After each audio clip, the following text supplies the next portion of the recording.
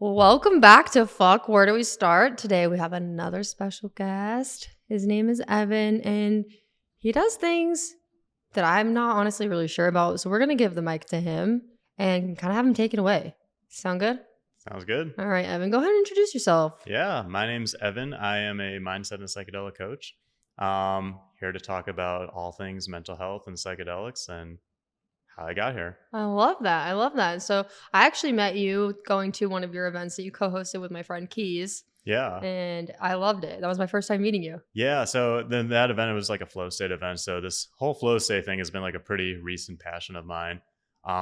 There's definitely an overlap with low dose psychedelics and flow states. So I'm a skier, runner, biker, all that sort of stuff. And that's kind of my happy place. So I've been able to like tap into this flow state and trying to figure out how to teach that and apply it to just day-to-day life. So That's super cool. yeah, that's kind of my like little passion project I have going on right now. I love it. And I was super intrigued in your class and was taken away because I struggle with staying in a flow state. Yeah.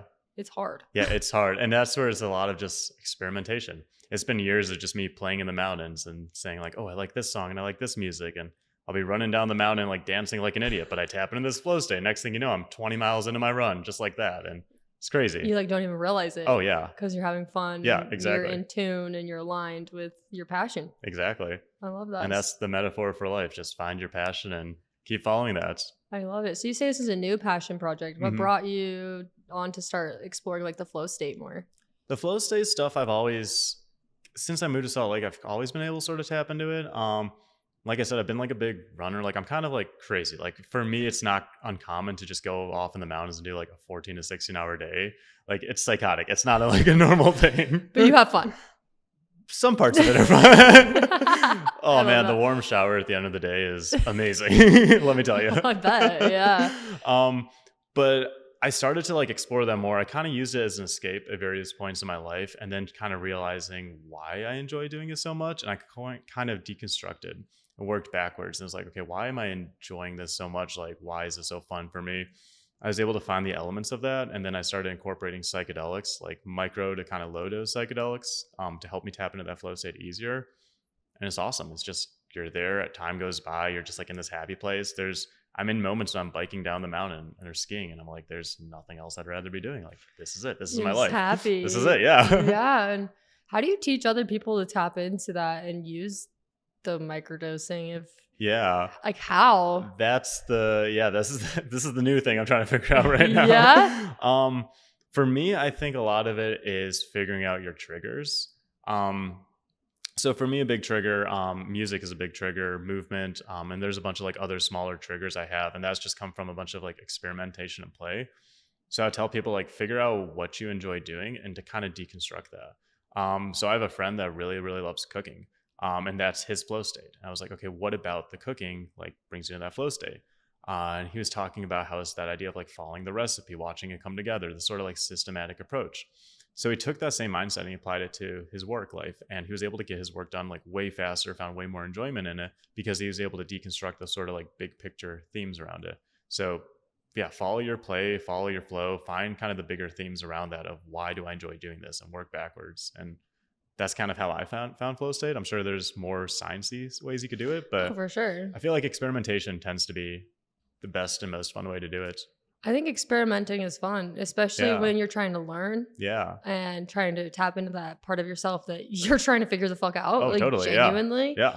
And being able to have those tools to help you is super cool. I mean, I personally do low dose ketamine therapy at home, and it's by my psychiatrist, and it has helped me navigate PTSD. Yeah. Because I have CPTSD. It's a mental illness. It's a autoimmune disease. It's a brain injury. It's all of the things. And ketamine has really helped me in that way. But I also see it how it couldn't help other people. Yeah. And it's definitely because I was like a similar place as you with ketamine. I also was diagnosed with CPTSD 3 years ago, and ketamine was sort of my introduction into the psychedelic space. And then on the other hand, yeah, especially with ketamine, I do hear stories of people building dependencies on it and it making things worse. So I think needs to be more discussion around kind of like setting your intentionality, finding a trusted guide or therapist or coach or like somebody who's actually done the work that knows what they're doing.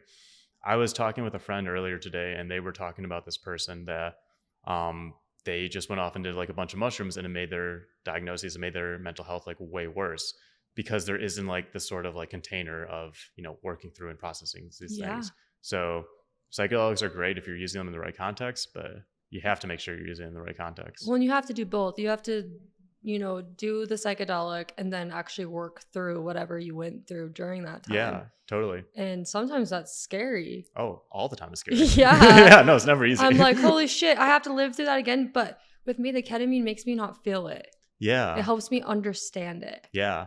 And that's really what a lot of PTSD work tends to be. So what the modality that I'm trained in is called internal family systems, IFS. So essentially it's the idea that the mind is a collection of all these different parts.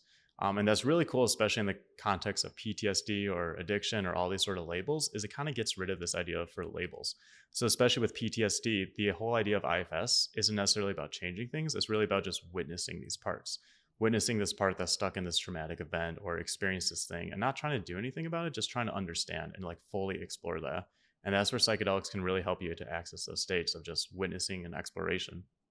Yeah, and I've noticed it's really helped me a lot in my life, because I actually started S-ketamine treatments. Oh, yeah. I want to say in June or July of last year. Yeah. And it took a lot out of me. Like, I could not continue to go twice a week for 4 hours. Like, I couldn't drive. Yeah. And so I stopped, but it really helped me. Yeah. It really helps me. And so it was so hard for me to navigate.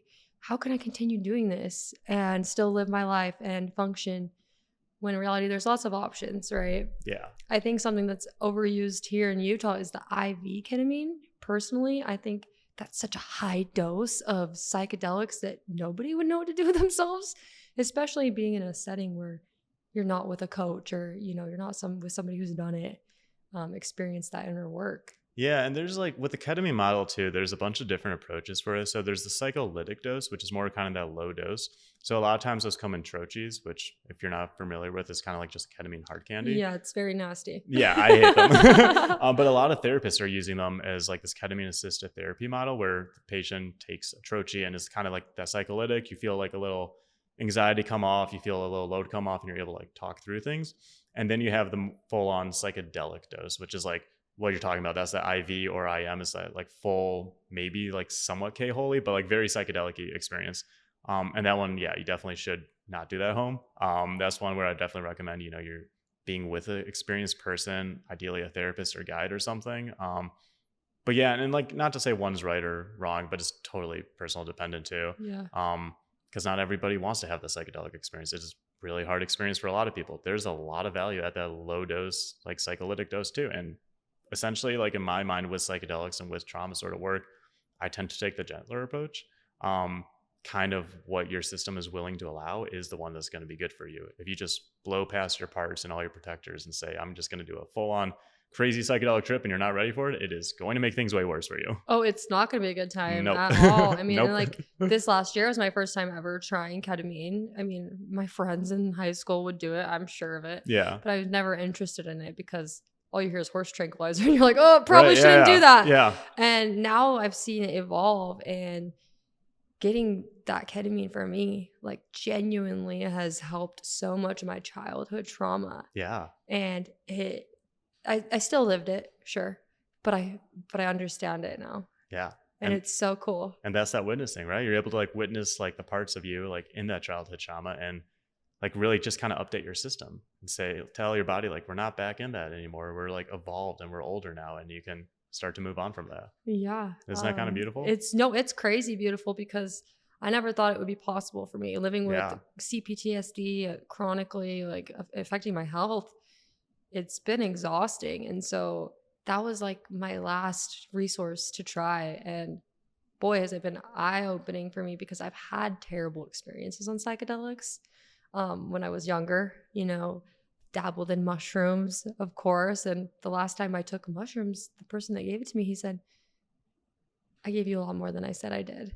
And so immediately I'm like, I'm going to die. Which is also not a great thing as a trip sitter. No. Don't ever do that. No. And so it's like, I stopped trusting that a long time ago. And then, there's acid, which is a psychedelic as well. Mm-hmm. Not really my thing. Didn't have a good time on that. And so I was nervous to try the ketamine, especially with it being the nasal spray, because I've never snorted anything in my life. But oh my God, like my first time doing it, I cried my eyes out. My Yeah. eyes were not dry for 2 hours. And then the second time I did it, just chilling. Yeah. And it was so relaxing and just so relieving because I have a lot of people who've passed away in my life, especially in the last 5 years, and grief fucking sucks. Oh, yeah. And so it's been able to help me navigate grief That's and amazing. not blame myself. Yeah. That's right? huge. And it is huge. Yeah. And a lot of people don't see the change, but I do. And that's what matters. Oh, yeah. Because you're the only one that's ever going to understand your full story. Which is crazy, right? Yeah. The only one. Yeah. And that's really where I believe a lot of this work is just understanding yourself and like giving yourself the compassion that you deserve. Yeah. And that's amazing that it's been so helpful for you. I'm so glad to hear that. Yeah, it has been. And also, you know, I've heard recently that from the news, I'm sure that the presidential campaign or whatever is trying to legalize psychedelics. Yeah, I don't know all the details. But yeah, they just allocated some amount of research to ibogaine or iboga, which is kind of the talk of the town in the psychedelic world. So it seems like we're on the verge of a cultural shift for psychedelics, which is pretty exciting. Yeah, which is cool because I mean, we're cultivating it into therapy. Mm-hmm. Yeah. Like, ketamine therapy is a huge thing in Utah. Oh, yeah. They're popping up like once a week. I swear I see a new clinic. 100%. Yeah. And I went to Florida in February and I'm like talking about ketamine clinics and they're like, what is that? Yeah. I'm like, oh, it's not a thing. I thought it was a thing everywhere. Yeah, no, it's like very much a thing here. Yeah. It's really crazy, actually. Which is interesting because we're a pretty predominant LDS state. Yeah. I went to a conference a few years ago in Utah, and they were talking about how Utah actually has one of the worst rates of mental health in the country. It's true. Yeah, so I think that's a big reason why we're starting to turn to ketamine and psychedelics and other sort of modalities, because we need to find something else that works. Yeah, I mean, the alcohol's not working, is it? Nope. Definitely not. I mean, that's like one of the most lethal drugs you can find is the alcohol. I have done a ton of psychedelics at this point, and alcohol is by far some of the most intense substance experience I've had regularly too. Like the fact you can go into public, buy a drink, and then like lay at home drunk out of your mind watching the ceiling spin, like that is more intense than most psychedelics. It is. And you can't even walk. You can't go to the bathroom. You pee your pants. You're throwing up. And then you feel like shit the next day. Mm-hmm. Yeah. So to me, I'm like, because I've personally been affected with alcoholism in my family. Yeah. And I wish that they had access to other things to help them navigate that mental health. Yeah, totally. Because it's not fair, but those bottles are on the shelf. Yeah. Right? Yeah. No, and like I struggled with alcohol for most of my life. Yeah. Basically since like 19 or 20, I like didn't stop drinking. And then last week I celebrated my 3-year sobriety. So, congratulations. Thank you. Yeah. That's a big deal. Yeah. It's, I never thought my life would be here. Yeah. And do you feel like psychedelics really helped you navigate through all of that? They're kind of the sole thing that got me onto this path. Yeah, I mean, can I share like part of my story? Yeah, knock yourself out. Right, yeah. Cool. So about 3 years ago, my best friend and roommate, Christian, he passed away in sort of a freak accident. Mm-hmm. So he was a patroller at Park City. And you might remember this story, but he was riding up on the chairlift and it was a windy day and a branch fell down from a tree and hit the lift line. Oh, man. And he bounced out of the chairlift and fell and basically asphyxiated under 5 feet of snow. Yeah. So that threw me for a loop. Well, that's traumatic. Oh my God. Yeah. And it brought up all sorts of other childhood trauma and stuff. And my life was a mess. I was getting super suicidal. I did not give a shit about my life. I was drinking super heavily. Like just nothing seemed to work. I was just a mess. And then by some miracle, I somehow found my way into a ketamine clinic. And like at this point, I had never done any drugs. Like I smoked weed and I drank, but like drugs were scary and bad. And like I hate shots. And why would I go to a ketamine clinic? Right. Yeah. But I was so desperate and like nothing else was working. And immediately the first ketamine session I did, like it was the most instant relief I felt out of anything. It was just this fun, uplifting experience. And it was the first time for 3 months, 4 months at that point, and probably most of my life that I felt like there was any sort of hope. Like I saw the light at the end of the tunnel. So from there, I was able to start doing the things I needed to do to get my life back on track. And I started working with all sorts of other psychedelics, like really working through the deeper layer of my trauma of like, why is this affecting me so much? Like, what is this stemming from? 3 years later, of course, I'm still working through it, right? It's a lifelong journey. It's never going to be over. Yeah. And this is really cool. Like I recently had a journey that like I worked through a lot of like my earlier childhood traumas and everything to the point where like it's of course not complete, but it feels like this chapter is like starting to close. Like I'm able to finally like live for the first time in my life before I was just drinking my life away every single day. I feel the exact same way. Yeah. About my life in the last year, I would say. Yes, last year and a half, I've really had to make some changes. And with me losing my son's dad when I was 7 months pregnant, Oh, very wow. traumatically, he was actually shot and killed. Oh my God. And I had to keep going, right? And so I'm just a year later, I'm finally able to start taking care of myself. Yeah. And, my son's 2 now. And it really takes like choosing to want to be better and making that conscious choice of I'm not going to fucking do this again. Yeah. And wanting it and not just pretending. Yeah. And losing somebody or grief in general is always going to trigger you. Oh, for sure. It is incredibly hard. It is so hard. And I mean, I lost my grandpa in September to West Nile virus. Oh, wow. I'm sorry. Who dies from that? Yeah, right. At the age of 80 something. Yeah. He's worked outside his whole life. It was in his backyard. Right. And it's like, life is so precious. Why are we going to sit here and be miserable? Yeah. I'm over it. Yeah. I very much relate to that. Yeah. And Yeah. it's like, seems like you're a really happy guy right now. It seems like you've been on a good path. And what's really like kept you straight and narrow on that path of sobriety? That is a great question. I think, a lot of psychedelic work, a lot of therapy, since I started this path about 3 years ago. For me, honestly, there's a big pride thing with it. Like watching my sobriety counter go up and up. Like that's a big point of pride for me. You know what's funny is that Candace, who was just here, she showed me her calendar and she said, I cannot even imagine this going back down to 0. Oh, yeah. She said, not a fucking chance in hell. Yeah. Hers was like 1,557 days. Oh, that's amazing. And so that's crazy that you just said that because you don't want to see yourself go backwards. Oh, no. You put in so much fucking hard work to get to where you're at. Yeah. Well, and also too, like, and I'm biased with alcohol, right? But like the more work I do on myself, like there's no part of the alcohol experience that appeals to me, right? Like you act like an idiot and then you feel like shit the next day. It doesn't make sense to me either. I could see it, for social occasions, like you want to clink a glass of wine, whatever. But to do that every single day. Oh, it's the worst. Yeah. Sounds miserable. And like for me too, like I used to be a really big beer drinker. And so like I'm pretty involved in the outdoor community. So it's really common to say like, oh, that was an awesome run. Let's have a beer or let's have a beer on the lift or whatever. The NA beers have gotten so fucking good that like I don't really miss it anymore. Like I'm able to get the same taste and not feel like shit. Non-alcoholic beers, they're good. The best. Oh, they're amazing. Yeah. So you find that you can still socialize with your friends, but just drink non-alcoholic. Yeah, and it also helps too that I feel like here in Utah, a lot of my friends are pretty outdoorsy and active. So a lot of people aren't really drinking in my community too because of the performance aspect and the health benefits and all that stuff too. So it's actually fairly easy to stay sober at this point, which is pretty awesome. Sounds like you've surrounded yourself with the right kind of people though. And that's huge too to like sobriety is just being in the right environment. Like if I was around a bunch of friends that were going to the bars and being alcoholics all the time, like be way harder. Yeah. I mean, I even struggled when I was pregnant, because one of my best friends at the time, hardcore alcoholic, my sister just turned 21, they were drinking and I'm like, this is not even fun for me to be around. Oh no. Number one, my son's dad just died. Yeah. Yeah. Number two, you guys are a drunk mess. Like this is no fun. Yeah. At least when I'm drunk, like I'm at least like a good time, but like y'all just are angry. Yeah. And so, with my mom struggling with alcoholism, I always chose like, I'm not going to be like that.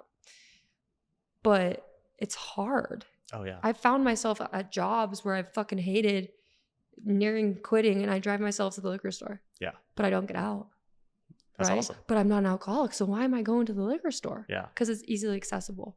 Yeah. Right? I can easily numb my pain with that. Well, and that that's like, I don't want to say the benefit of alcohol, but like that's a big thing of alcohol, right? Like it is great at numbing your pain.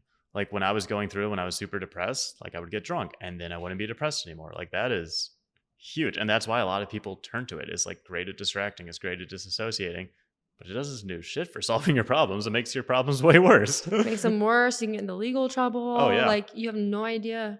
I mean, I've talked to people who do crazy things when they're drunk. Like peeing on Xboxes and, they think they're in the bathroom. Or driving or killing people or I mean, shit like my that. mom has a couple DUIs and it's not funny. Like, I don't think that any of that's great, but it also goes hand in hand with a lot of other things. Like, there's a lot of things you should not do and drive. Oh, yeah. Like ketamine. You probably shouldn't take a bunch of ketamine and drive. Oh yeah, no, definitely not. But it's about finding your right people and a safe space to be able to do those things. Totally, yeah. Yeah, set and setting. Yeah, and you say that it's been pretty easy for you to stay sober as far as like your friend group and all of that. At this point it has. Like it was definitely really hard for the first 8 months or so. And this is actually a big part of sobriety that not a lot of people told me or talked about. Is for me, giving up the substance actually wasn't that hard. The hard part was being empowered by giving up that substance. So like I felt like I just fucked something up. I was like, well, all my friends can drink and how come they can do it and I can't, and why can I be better, and all these sort of things. But it took probably like 8 to 10 months before I realized that like I don't want to drink. Like I'm empowered by this new identity. And that I think is a big part of addiction and dependency that not a lot of people talk about. It's not just about giving up that substance. It's about totally rewiring your behavior and belief system of why did I turn to this substance in the first place? Who am I without the substance? And that's where I really love this internal family systems, this IFS approach, is you really get to work with those parts. There was a part of me that said, hey, I'm in so much pain. I'm so depressed. So I'm going to protect you. I'm going to turn you to alcohol. So that way you don't have to feel this pain. So I was able to work with this part through my years of therapy and psychedelic experiences to really update this part and understand this part. And now I don't have that desire to turn to alcohol anymore. Well, that's awesome because I've lost way too many people with alcohol. Yeah, and it's the worst. It's terrible. Yeah. And people ruin their lives over it. And it takes one car accident to take someone else's life or your own. And it's so sad to see people suffering. Yeah. If they would just do a little bit of inner work, a little bit, right? Know the right place to go or the right people to talk to. If the resources weren't so limited, they would be so much better off. Yeah. And that's where I really do believe like education and conversations like these are the solution, because like psychedelics is not for everybody. Like I'm just going to go out and say that. Like, oh no, they're not for everybody. No. But I think it is important to realize like there are more options, to hear more stories of like how I've struggled or how you struggled and seeing how far we both come. Right. And I think that's really important to this kind of whole greater mental health discussion of saying you're not trapped in your thing. You don't have to be on SSRIs the rest of your life, especially if it's not working for you. Like there's other things you could try. Yeah. Would you say that I've seen a lot of videos about like treatment resistant, like depression and anxiety and PTSD. Yeah. And I feel like that's why a lot of people are turning to psychedelics or like TMS treatment and stuff like that, because we don't know what else to do anymore. Yeah. Yeah. I mean, psychedelic, like the research is incredible for all this stuff. There's a lot of really cool research with psilocybin, with ketamine for treatment resistant depression. MDMA for PTSD is a big thing that's coming up. But the research is really cool. And a lot of, to what I believe psychedelics really help with, is they really get to the root of the problem. Why am I depressed? Why am I anxious? Why am I angry? Why am I turning to alcohol? Whatever it might be, right? A lot of these mental health disorders, they really stem from some sort of event or traumatic event or something, right? There's some sort of belief system underneath that. So psychedelics really allow you to work through the core. They kind of combine, they kind of merge the boundaries between the conscious and subconscious brains. They're able to like really get there and really say, okay, why am I depressed? Let's work through that. And then just naturally the symptoms start to go away. They start to resolve in a lot of ways. Yeah, but you have to do the work. Oh yeah, you absolutely have to do the work. You have to do the work. And that's like really the key point of this too. Like if you're not ready to do the work, no modality is going to work for you. No. And that's the really, really hard truth of it, is like you have to be willing to put in this work. And this work is really fucking hard. It's not easy. No, it's not easy at all. And people don't understand actually how hard it is. Oh, yeah. The me today is not the same me that was here a year ago. Oh, no. It's because I've done a year of self-growth. Yeah. And focused on that. And has it been worth it? Oh, yeah. Yeah. Yeah, the opportunities are endless right now. Yeah. It's crazy for me. Yeah. Because I finally chose myself. Yeah. It's amazing. Yeah. It's fucking great. I had my daughter in here the other day doing an episode, and it was the most That's awesome. beautiful thing ever. And yeah. I would never have had those opportunities if I didn't choose myself. Yeah. And take care of my inner child and my inner beliefs and my self-talk, because those are all things that you were just told. Yeah. When you were younger. Yeah, exactly. Not actually your beliefs. Right. Yeah. You picked up some sort of belief system about yourself, whether it's your parents or society or religion or school or whatever, right? Mm-hmm. And then that's played out into adulthood. And that's the thing. You can change your belief system. And nobody ever tells you that, but you get to choose what your belief system is. And you can start to believe something else. Yeah. Believe something that serves you a little bit more. Yeah. So the mind is the mindset, right? So it's a mind system. Like those can be reset at any point. Yeah. But it does take work. Yeah. It does take a little reboot, you know, some questions here and there. Exactly. Yeah. But you really are in control of what you say to yourself in your head. Your mindset is really the only thing you can control. Isn't that crazy? It's wild. It's so crazy. Like most of them, basically everything in life you don't have control over. You could get hit by a bus, a meteor could hit you. Like we are just on a rock floating through space, right? Yep. But you can control how you react to things. You can control how you perceive the world. That's kind of crazy. Yeah, you can control your reactions. I like that you said reactions because something that I'm highly trained in is not reacting because I worked in residential treatment. Okay, yeah. And so you can say anything to me and I'll be like, whatever. Yeah. But if I react to something that you did to me over and over and over and over again, don't be surprised if you see a little bit of a louder Ashley, right? That's my thing is like, I won't react. Yeah. Until I've talked about it 12 times. Yeah. Right. Well, and also like too, if I like start like beating you up or doing something and eventually you start reacting to me, then you're giving me power. Mm-hmm. And then now you're affected, your mindset and your like emotional mentality is affected by like how I'm reacting. And like that's really where a lot of the work too is like as you're demonstrating is like if you're able to be at the point where you're not reactive or not affected by other people, like you're actually the one in control. You're not being brought down by all sorts of other people. Isn't that fucking cool? Oh, this is amazing. It's like, so for example, someone will tell me that I'm like crazy or I'm too much or I'm hard to love. And I'm like, better start telling me who I am because you don't have that right. Yeah. Yeah, right. You know? And so it's like, why do we care about so much what other people think? Yeah. Why? I mean, is that a rhetorical question? Yeah, or do I? like, just genuinely, do why? You have like, an answer? No, I mean, my daughter couldn't even answer. I think there is some. I mean, for me, I think there's some element of like fitting in, right? Like being accepted into society or with an identity or something. So like, it's really hard to be that scapegoat that's just kind of going off and this black sheep that's doing whatever if you don't have that societal connection, that community around you. So like that drives people to do all sorts of things that they don't want to do. But like the irony of it all, like as I've started to become more of who I am, which not everybody likes the fact that I do psychedelics and I'm in this world, right? This is a very like fringe who kind of fucking thing. Cares? Right. Yeah. But as I've started to do that more and more, I've found and like magnetized these sort of people to me and I've kind of created this new community. It's like, that's kind of crazy. Like a web of a network. Right, I love it. Yeah. Yeah. And there's always going to be people out there that want to be part of your community. It's like you have to put yourself out there though. Yeah. Was it kind of scary to put yourself out there? It's horrifying. I'm an introvert. It's the worst. It's terrifying, huh? Yeah. Oh my God. It probably took you even years of work to get to here. Oh yeah. Oh my God. I would like, yeah, like trying to grow my business for me is like going out to all these circles and trying to put myself out there and network with people and share my stories and be vulnerable. And it is horrifying. It's terrible.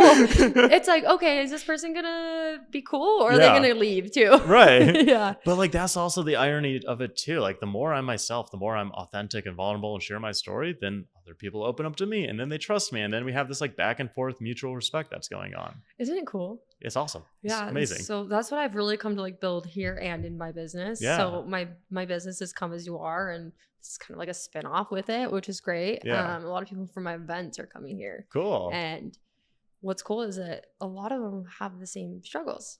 Yeah. They need to fit in. They don't know. They don't feel like they have a story. They have done the work, but they're scared to share it. And it's like, you did the work. You have a story. Use your fucking voice. Yeah. And it's so empowering once you're able to use that voice. But putting yourself out there is scary. Yeah. It's horrifying. Yeah. Yeah. And I think too, like your story is ultimately like one of the few things that you totally have. And like, that's very much what I believe like a lot of this work has led to is like, I'm trying to share my story and be open about like where I've come from and all this stuff, because like my story is my story. There's probably going to be somebody out there that hears my story or hears your story and is inspired by that. Yeah. And then they're going to like seek treatment or do something. And then they're going to share their story. And it's just this sort of beautiful domino effect thing that's going to just keep reaching all these people. It's beautiful. And that's what I'm trying to build. Yeah. Is a big community with, you know, let's say your community's there too. Yeah. And, you know, Emily's community is there, Candace's community, because we all need the same space. Yeah. Totally. We all do. Yeah. We just don't know where to go. Yeah. And so how would you feel, or how do you feel like putting yourself out there has been in your business? Has it helped you succeed? Is it helped you more personally? Yeah, I like, you know, it's funny. The idea of success with the business is something I struggle with all the time, especially in this like sort of world that I'm sure you realize too. Mm-hmm. It's like, what does a successful business look like? Does that mean I'm like profitable or making money, but then I'm not doing this for the money? If I want to make money, I could do literally anything else. No, yeah, It'd right. be way easier. Yeah.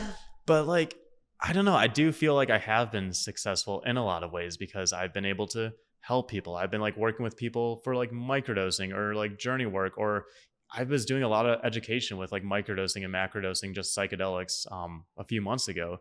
So like it's really cool in that sense. Like I could start to inspire people and share my story and help them connect them with people, or give them the help that they never really realized they wanted or needed or wasn't able to find in some ways. So like in that sense, yeah, I have been successful. I have been able to help people. I love that because that's exactly how I picture success for myself. Yeah. It's not about the money. No. I don't give a fuck about the money. No. Money comes and money goes. Yeah. What I care about is getting people's stories out there and Yeah. being there for people who need it and showing them their worth and their potential and meeting them where they're at. Yeah, exactly. And you don't find that a lot. Yeah. Especially in clinical, doctors and going to therapy. I have a therapist, so I've had it for 15 years, and there was a 2-year gap where my insurance wouldn't cover her. Yeah. She still saw me every other Friday for 30 minutes, and she suggested that I try to get another therapist too at the same time. I attempted. I went to one session. First thing she said to me was, "So what's the end goal?" I was like, "What the fuck do you mean the end goal?" Yeah. The end goal is me never seeing you again after this. Yeah. Actually. Yeah. And so it's like, we're just people. Why does there have to be an end goal? Like I'm wasting your time. Right. Yeah. Like I'm pretty sure I'm paying you to be here. Yeah. So it's like you choose to help people because you want to. Because Yeah. you've been there. And it's like, I don't know, the idea of like this like kind of metric based like health progress like doesn't really sit with me, right? It's like, oh, either you're good or you're bad. It's like, no, you're never broken, right? You're learning how to heal, you're learning how to love yourself and like work through all these things. But like for me, there's no point where it's like, I did it, I'm fixed, I'm healed, like Oh no. we're done. No. That'd be great, but Healing is not a line. No, yeah. It's the curves. Yeah. And there's always going to be a curve. Oh yeah. It's just how you walk through that curve. Yeah. And a lot of times you just gotta walk right through it. Mm-hmm. It's the only way. Yeah. And that comes with a lot of being uncomfortable. And sounds like you're really good at being comfortable being uncomfortable. I find myself in situations where I'm uncomfortable more times than I would like. And then I say, I'm never doing this again. And then I forget. And then I do it again. And I'm like, why the hell am I doing this again? And it just keeps repeating. It's because you keep challenging yourself. Well, I don't know why. I'm tired of it. It's exhausting. It's subconscious. Your subconscious needs you to fix that. Yeah, there's a lot to unpack with that. That's funny. That's funny. Oh, yeah. So how do you feel like your journey has been, the last 3 years? Yeah. How would you describe it? Would you describe it like a roller coaster? Would you describe it like a ride you really wanted to get off and you just kept going? Some days, yeah. It has been the most surreal thing in my life. Like I said, I had never done psychedelics at that point. Like they were these scary drugs. And now I'm like into the psychedelic scene, talking about psychedelics, advocating for them. Like this has been the craziest ride of my life. I legitimately never thought I would be here. Like I never thought I would be happy. I legitimately thought I was like, there's no way I could be happy. Like it's for other people. Like I'm always going to be on meds. I'm miserable. Nobody understands me, whatever.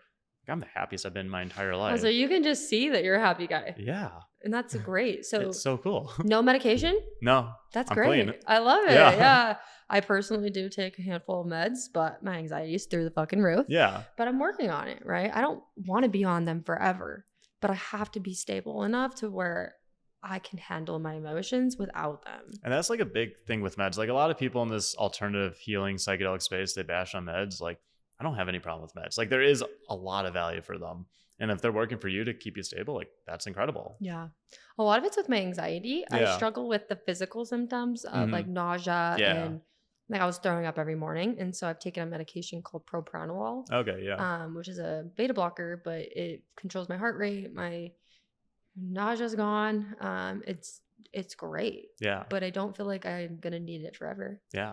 And I don't feel like I'm gonna need my SSRI forever. There's been years where I haven't taken it. Yeah. But right now, we're in the space that I'm at with all my grief. It's part of my regimen at the moment. Yeah. But I think meds are often looked down upon. Oh yeah. Which is crazy to me. Yeah. Because they're not forever.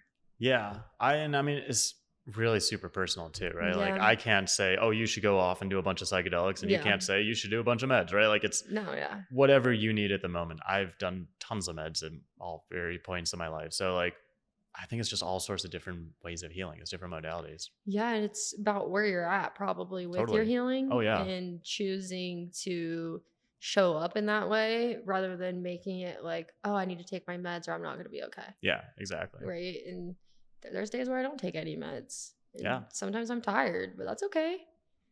But to have those other resources like the microdosing has been really impactful for me as far as, especially being in the state of Utah. Oh, yeah. I never thought that would be a thing ever. Yeah. Like the fact that we got weed legalized here is crazy. Yeah. And do you find it really healing for people when you talk with them one-on-one just about your own story or? Oh, yeah. Yeah. Yeah. I really do like sharing my story. And I find that when I tell my story too, and especially tell all of it, which is something I definitely do here too, I find that when I tell my story, people see like a mirror or reflection in themselves.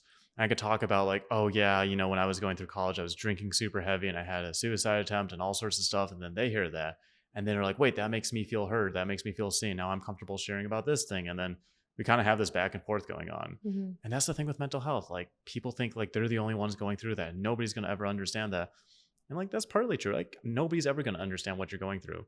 But I think it's important to share your story and realize like there are other people that have gone through it. Like I have struggled most of my life. Like me fucking too. Yeah. But that's the thing. Like a lot of people struggle too. And there's people going to be listening to us and that's inspirational. That's really cool. I mean, I love it. Yeah. Something that I've found really hard for me in my life specifically is that for my family per se, like I'm not allowed to struggle. They think I still hold on to like the pain in the past, even though I'm talking about my life. Yeah. And they can't differentiate me telling facts and me holding on to pain. And I'm just talking. Yeah. Like I've let that shit go. Right. And so that's become hard for me to navigate with because I love sharing my story. Yeah. And it's never about sympathy or anything like that. It's because I want to help other people not do the same shit that I did. Yeah. Or go through any of the same shit that I did. I want somebody to know that they have somebody. Yeah, you want to validate someone. Yeah, and a lot of my exes would be like, you talk about your past too much. My siblings, you talk about your past too much. I'm like, what do you want me to talk about? Yeah. That's what happened to me. I'm sorry you don't like what I'm saying, but just because I talk about it doesn't mean I'm holding on to it, right? Yeah. How do you feel like, has that impacted you in any way with your family? Like the psychedelic part and being open about my story and all that. Yeah, it's been interesting for sure. Being open about my story has made my relationship with my family has been sort of like a kind of a weird point for me. Like that's been something I've been like working through a little bit more. I don't know if it's necessarily improved or hurt my relationship with my family. It's been like a little more like neutral, if anything. They all think I'm crazy, like regardless of the psychedelic thing. So love that. I've always kind of been the wild card kid, regardless. Yeah, I mean, I call myself the black sheep of the family because I'm the oldest of 7, besides my stepsister, who's 2 years older than me, and my youngest sibling's 15. Yeah, and I'm just like the cycle breaker. Yeah, I go against the grain. I stand up for what's right, and I might not do things the way you guys want me to do it, but I'm not this crazy, unstable person that you guys think I am. Yeah. And so I've actually lost a lot of my family just from being honest. Yeah.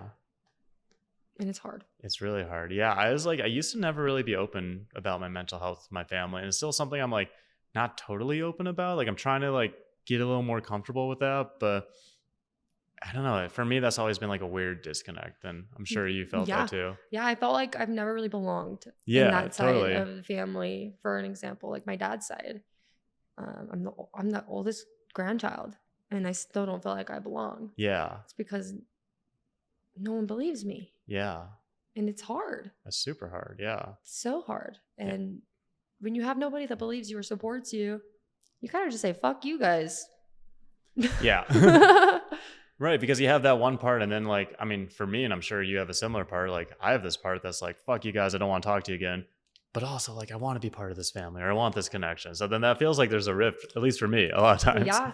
And over the last 1.5 years, I would say, I have really cut ties with a lot of my family because I can't tolerate their shit anymore. Yeah. And, you know, my grandma will still message me every single day on Instagram, and I'm still invited to the parties. Do I want to show up? Yeah. Do I actually want to show up? No. Yeah, family's hard. And yeah, for me, family's just a word.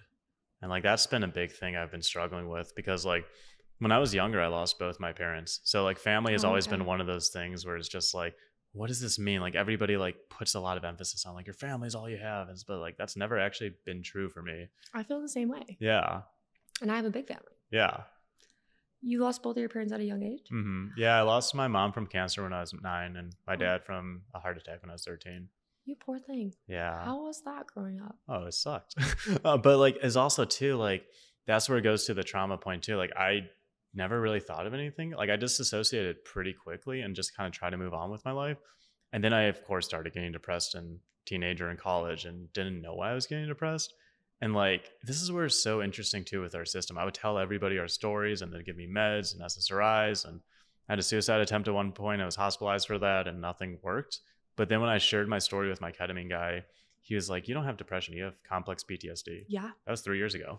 Yeah. I honestly don't feel like I really have full on depression either. Yeah. I think it's CPTSD 100% till the day I die. Yeah. It's been affecting my health. Yeah. Like I've lost over 80 pounds in the last year, not on Oh, purpose. wow. Yeah. Right? I can't keep anything down. It's severe PTSD. Yeah. And it's my body's natural response. It holds on to it. Yeah. And so I have no other option but choose to heal, or else it's going to kill me. Yeah. Right? And you're very strong for losing both of your parents and navigating this. Just so you know, like, I can't even think of the day where my son can find out about his dad passing Yeah. because it's traumatic. Oh, And I mean, yours were life events and his was a little bit different, but it's like you're a boy as well and you didn't grow up with your dad around. It's like, do you feel like that shaped you in a different way? Oh, yeah. I mean, I of course didn't realize it at the time until recently doing all this stupid self-help work that has allowed me to dig deep at all this gore. Yeah. But yeah, oh my God, this like basically formed my entire identity. Like looking back, it is so obvious how much of my identity like is a trauma response. Like I have this huge fear of death, right? Like I watched my mom get sick for a year from like a Yeah. rare form of cancer. And then my dad just randomly had a heart attack one night. So this thing of death has been following me my entire life. So I literally run myself to the brink of exhaustion in the mountains to try to counter death, to try to be in the best shape I can and like quite literally run away from this fear of death. The irony of it is I put myself in objectively dangerous situations. Skiing is a fucked up sport. You put wood on your feet and you go straight down a mountain. At least you wear a helmet. Oh yeah, of course. Okay, good. Yeah. Okay, good. Yeah, of course. Yeah. But like, and then I do a lot of backcountry skiing too, where I have to worry about like avalanches. And then I do like extreme stuff like with climbing where I'm on the side of a cliff and it's like, I could literally fall to my death right now. But that's also where I feel the most alive. And then looking back, it's like, this makes so much sense. I'm doing the most extreme measures to escape and to disassociate and distract myself from it all. Yeah, that's interesting you put it that way because I got my aura read a couple yeah? months ago. Yeah, what did it say? They told me that the best job for me would be a stunt devil. A stunt devil? No way. Yeah, because I like to live in the thrill of it. Yeah. And so I was like, oh man, that does not sound like something I want to do. Yeah. But maybe. You should follow that. Maybe. See where it goes. Maybe I would have a good time. Yeah. Because I do have things that I'm scared of as well, like dying randomly because the way my son's dad died, very random. And on January 10th of this year, I fainted while I was driving in the car and I blacked out for a solid 2 minutes. Wow. And that was 4 days before his 2-year death anniversary. And so No I'm way. constantly thinking like, oh my God, my son's not going to be okay. My son's going to be alone. Yeah. I'm like, I don't know how I'm alive right now. So death is real. And that affects you with grief. Oh, yeah. Over and over again. It sounds like you were re-triggered when your friend passed. Oh, it brought up everything. Yeah. Yeah, I spent years trying to just bury all the stuff with my parents down and pretend like everything was okay. And then Christian died and whoop, all came up. Yeah. It's really hard. It's the hardest thing ever. It sucks. Yeah. Yeah, no, it's so hard. And like people don't fully realize how hard grief is until you go through this. No. And I wouldn't wish it upon anybody. No. My biggest loss would probably have to be my grandpa in 2020. He was a PhD psychic medium. He was believed in everything. Yeah. And he passed away in 2020 due to a stroke as well. Oh, wow. And he was put on hospice, but I got to say goodbye. And he loved unicorns, so I have a unicorn tattooed on me. Yeah. His book is still available on Amazon. Oh, wow. Yeah, and that was a big loss for me. Yeah. I ended up in the psych unit about 5 times that Wow. year. I dealt with CPS with my daughter. Yeah. It was terrible. I had to go to court for 9 months. Yeah. I had COVID 2 weeks before he passed. And holy shit, that ruined me. But Yeah, I can during that imagine. time, I raised $10,000 for his funeral. Wow. I don't know how, but I did it. And so it's like grief can take over you, but you can also still do things. Yeah. My grief with my son's dad's really fresh. And I was pregnant when it happened. And I actually tried to go get help when I was pregnant. And they turned me away, inpatient, Wow. because I was pregnant. That's crazy. And so grief affects you more than you know, especially at a young age. It becomes a part of you. Yeah, you carry it with you. And it becomes so numbing. Yeah. Like, I physically cannot handle any more loss right now. I don't know what I will do with myself. Yeah. Because with my other grandpa just passing away, right? And most of them have been men. That's what I'm really struggling with, is the only women in my life that have passed away are my great grandmas or my great aunt, Yeah. right? But these men are really struggling with their mental health as well. Yeah. Like, my grandpa stopped taking his meds because he was taking care of everybody else. Wow. You know, my son's dad, active in addiction. His brother, active in addiction. And they had nowhere to go. Yeah. And so, do you feel like you had a place to go or anyone to turn to when you were at the lowest point of your life? Yeah, well, yes and no. So you say lowest points, and I immediately thought like 6 different lowest points. I know, there's always low Yeah, I'm like, points, which is right? actually my lowest? I couldn't tell you which one's my lowest because Yeah. they've all been pretty low. Yeah. I mean, when I lost Christian, and that was when I was 27, about 3 years ago, I had a really strong community. So a lot of my friends were there. They all dropped everything. My family was there. So that was really amazing. They were all really supportive for me. When I was struggling in college, I didn't really have anywhere to go. And that was when it was still a little more taboo, and I didn't really realize what was going on.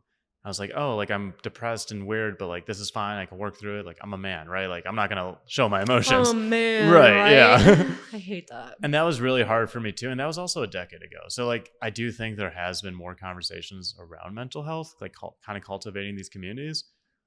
But yeah, I mean, even too, when I was a kid and lost my parents, like my neighbors, they adopted me and my sister. So like we physically had that place to go, which was really nice.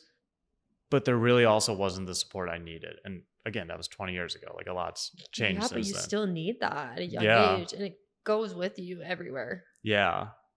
It's part of what I'm healing Yeah. right now is by doing the ketamine is my little self, because boy, my little self went through way too much. Yeah. Sounds like you did too. Oh yeah. A lot of healing in my experience, and maybe you've seen this with you, a lot of healing from trauma is feeling it, allowing yourself to feel the grief or the loss or the anger or frustration or whatever emotion, right? When you experience this grief, it's just all this stuck emotion. And then you try literally everything to stop feeling it because it is strong. When I was a kid, I couldn't process this stuff. I was just a kid. I had no way. I just needed to survive. That's where alcohol was great. It literally kept me alive because I wasn't feeling all this pain and all these emotions that I couldn't process. Then when Christian died, I was an adult and like I knew I needed to change something. And then I was able to finally go through and work through this stuff and process it and feel it and reframe it. And it's exhausting. So hard. It's exhausting. People don't understand how much mental capacity it takes to rewire your brain. Oh my God. Yeah. Cause like these are beliefs you've had for years. Yeah, I mean, I'm 30. Like, Yeah, I'm 32. holy shit, man. Like, these have been, because you develop your core beliefs and your core values from 0 to 5. Mm-hmm. That's really what it is. Yeah. And that you believe it, everything you've ever heard, right? And so that's why it's important, Yeah. you know, to tell your kids that they're beautiful and that they're smart and do affirmations. And if you didn't have that around you and you're just surviving, I mean, how old was your sister? She's about 2.5 years younger than me. Okay, so you were the oldest. Mm-hmm. So Yeah. you had to really just take it on. I kind of just ignored that anything was going on. I just pretended like my life was fine and didn't really give it any thought. And all my aunts and grandmas, they were like, oh, you're going to go to therapy one day and you'll deal through this. And you're going to, like, I was raised in like like I'm from Metro Detroit, so I was from like this kind of like Jewish like metropolis sort of area. So Mhm. like all these like old Jewish people are like, oh, like you'll work through this, and I just like, no, I'm fine. I don't need your help. Like, fuck off. Yeah, no, I mean that's crazy. So you moved here from Detroit? Yeah, about 6 years ago. Oh, cool. Yeah. Well, you're a Utah guy now. Yeah. Oh yeah, Utah's the best. Utah's fun. It's just sometimes the culture is a little weird, but Yeah, I mean, there's weird culture everywhere. oh yeah, There- I've been here my whole life, so I wouldn't know. Yeah, there's definitely a part of me that was like, how much easier would my career be if I was in Denver, or California, or Oregon? But yes. Well, I'd actually love to connect you with some people in Denver. Oh, cool. We have a studio down there as well. cool. Yeah, And in Boulder, and in Boulder as well. cool. And so they're always looking for podcast guests. Yeah. And theirs would be virtual, or you could go down there. Cool. But I think you'll be a great guest on so many podcasts. You bring a lot of energy. I've really enjoyed having this conversation Yeah, thanks. and just learning more about you. Is there anything that you want to add or say to the listeners before we head out for the day? Yeah. Is this where I look at the camera? Yeah. Okay. If anybody is interested in getting help, so I do internal family systems work. I work with people with microdosing, so I can give you all that contact info to link or whatever. Yeah, But we'll put it in the description. But hopefully, I mean, I'm just hope that somebody listening or somebody watching this on YouTube or something hears something between either of our stories, and hopefully something resonates. Hopefully there's somebody out there that's maybe struggling with something that here's something one of us said and said, yeah, if they can do it, I can do it too. So Well, I fucking love that. And Yeah. it's been really fun having you. I would love to have you on again. yeah, I love that. And just share your knowledge more. And maybe we can co-host an event together Yeah, sometime. that'd be awesome. Yeah, it would be super fun. Well, with that being said, do you have an Instagram or anything you want Mm-hmm. to share with them? Yeah, so my Instagram it's my name, so it's at Evan B. Fisher. It's Fischer. Yes, I knew that Mhm. because I spelled it wrong one time. Yeah, it's the German spelling. Yep. My website is evanbfisher.com. But Instagram, my website, are the best way to get a hold of me. I'm trying to do more events around the local Salt Lake area. I Cool. very much believe in harm reduction and education, all that sort of stuff. So trying to figure out how to do that a little bit more. Well, let's plan an event together because it sounds like right up my alley and I've got Cool. some good venues we can go to. Perfect. That sounds great. Yeah, well, guys, Evan was a pleasure. If you haven't already added him, you should now. Right now. Right now. And we want him back, right? Of course we do. Well, with that being said, we're going to take off for the day. Thank you for listening to Fuck. Where do we start?